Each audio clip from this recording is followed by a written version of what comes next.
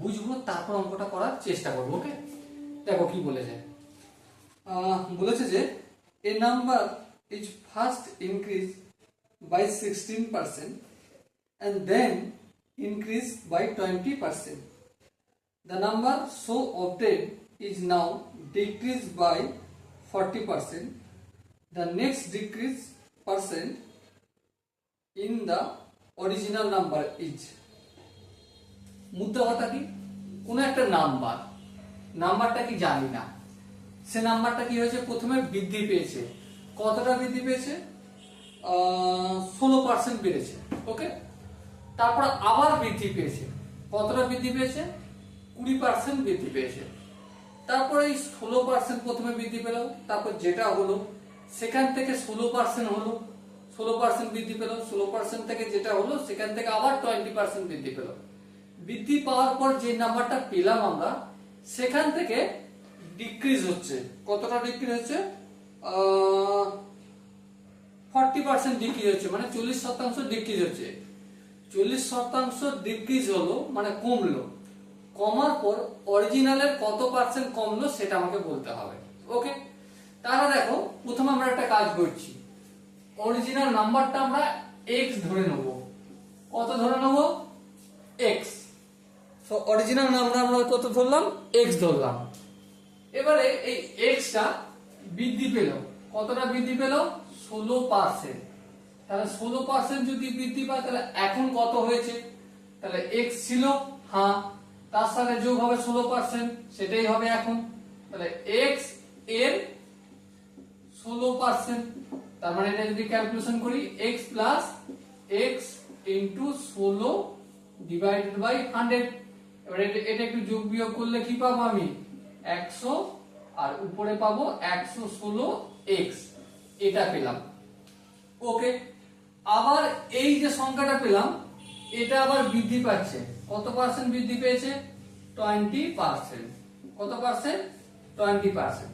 তাহলে 20% যদি বৃদ্ধি পায় এখন সংখ্যাটা কত হবে? 116x বাই 100 ছিল, হ্যাঁ ঠিক।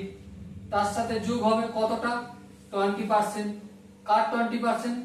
116 বাই 100, 116x বাই 100 এর আবার 20% মানে ইন্টু 20/100।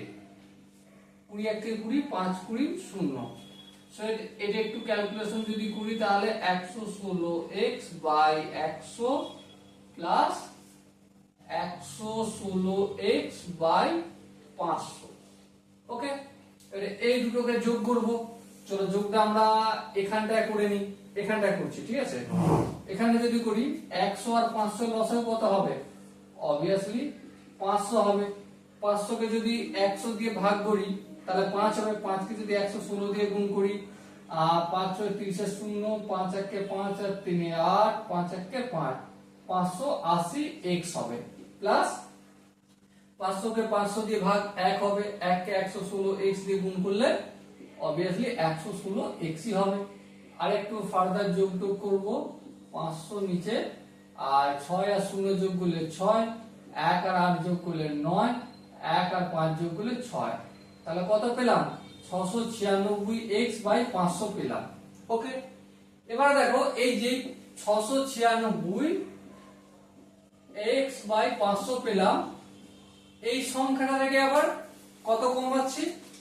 কমাচ্ছি আমি 40% কমাচ্ছি। তাহলে হবে কত? এটা ছিল, এ থেকে বিয়োগ করছি 696x বাই 500। আচ্ছা, x একটু গোলমাল লেখা হয়ে গেছে, এই x কত পার্সেন্ট কমাচ্ছি? 40%।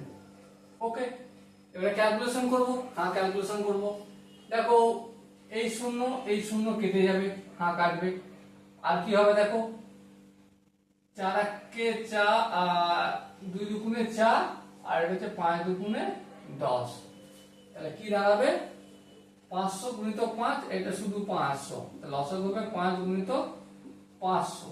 ওকে, 500 কে 5 গুণিত 500 দিয়ে ভাগ করলে ভাগফল হবে 5। 5 কে যদি এটা দিয়ে গুণ করি 5 6 30 এ 0, হাতে থাকে 3, 5 9 45 আর 3 এ 48 এর 8, হাতে থাকে 4, 5 আর 6 5 6 30, 30 আর 4 এ 34, তাহলে এত x মাইনাস 500 গুণিত 5, 500 গুণিত 5 কে যদি 500 গুণিত 5 দিয়ে ভাগ করি 1 হবে, 1 কে উপরে যেটা দিয়ে গুণ করব সেটাই হবে, তাহলে কি আছে 2 গুণিত 696x, তাহলে 600 মানে 700 ধরো, 1400 জায়গায় কত হবে 1300, কত 8 কম হবে তো, হ্যাঁ 8 যদি কম হয় তাহলে 1392x হবে। এই দুটো বিয়োগ করব, হ্যাঁ ঠিক আছে বিয়োগ করে দিই, এটা 5 আর 500 কে গুণ করলে 5 5 এ 25, 2500 হবে, 2 কয় 10, 8 দিতে, 9 একে 10, 10 কয় 18, 10 কয় 18, 8 দিতে, আচ্ছা হাতে এক 3 একে 4, 4 কয় 4, 0 দিতে, আচ্ছা 1 কয় 3, 1 কয় 3 কত দিতে 2 দিতে, তাহলে এত পেলাম। ওকে, এবারে বলেছে কি এই যে অরিজিনালটার থেকে এই সংখ্যাটা কতটা কম, সিম্পল জিনিস, কতটা কম বের করতে গেলে কি করতে হবে, অরিজিনাল সংখ্যা থেকে এটা বিয়োগ করে দেবো, হ্যাঁ 2088 x বাই 2500, এবার বিয়োগ টিয়োগ করলে কি পাবো, হর পাবো নিচে হবে 2500 আর এটা হবে 2, 8 একে 9, 9 কয় 10, 1, আচ্ছা 1 একে 2, 1 সরি 0, 1 ছিল 1, 1 কয় 5, 4, ব্যাস 412x বাই 2500 এতটা কম হবে কার থেকে, অরিজিনালের থেকে। কিন্তু আমাকে কি এটা করতে বলেছে না, এই আনসারটা চাইনি, কত পার্সেন্টেজ কম হবে সেটা চেয়েছে, পার্সেন্টেজ দিতে গেলে কি করতে হবে, উপরে কতটা কম সেটা লিখতে হবে, কতটা কম 412x বাই 2500, নিচে কার থেকে কম, x এর থেকে কম, তাহলে নিচে x টা লিখতে হবে ইনটু 100 আর এই পার্সেন্টেজ চিহ্ন। আশা করি এখানটা বোঝা গেছে। এবার দেখো, এবার একটু ক্যালকুলেশন করলে এই শূন্য এই শূন্য এই শূন্য এই শূন্য কাটলো, এবার দেখো 412x বাই 25 আর এখানে x টা রয়েছে ইনটু x হয়ে গেল ইনটু 1%, এই x কেটে গেল, হ্যাঁ ঠিক। এবার দেখো উপরে কত আছে 412 বাই 25, এরপর কি করতে হবে, আমাকে একটু ভাগটা করতে হবে, 412 কে ভাগ করি, চলো এখানে একটু রাফ করে নিই, 412 25 খাচ্ছি, দেখো 25 কে 25, 5 কয় 11, 6 দিতে, 2 একে 3, 3 কয় 4, 1 দিতে, তাহলে 162 হলো, 6 25 এ 150, চলো 12 নামলো, তাহলে 16 পূর্ণ 12 বাই 25, তাহলে এটার মানে কত হলো 16 পূর্ণ 12 বাই 25%, এটা आंसर। সো দেখো এখানে যে চারটে অপশন আছে, হ্যাঁ চারটে অপশনের মধ্যে option A is the right answer. So dear student, I hope তোমরা এই কোশ্চেনের আনসারটা করতে গিয়ে যতগুলো কনসেপ্ট কাজে লেগেছে প্রতিটা কনসেপ্ট আই হোপ বুঝতে পেরেছো। যদি কোনো জায়গায় বুঝতে অসুবিধা থাকে তার জন্য কি করতে হবে, কমেন্ট সেকশন তো খালি রইলো। ওকে, দেখা হচ্ছে পরবর্তী সেশনে, ততক্ষণ মধ্যে ভালো থেকো, সুস্থ থেকো এবং জয় হিন্দ।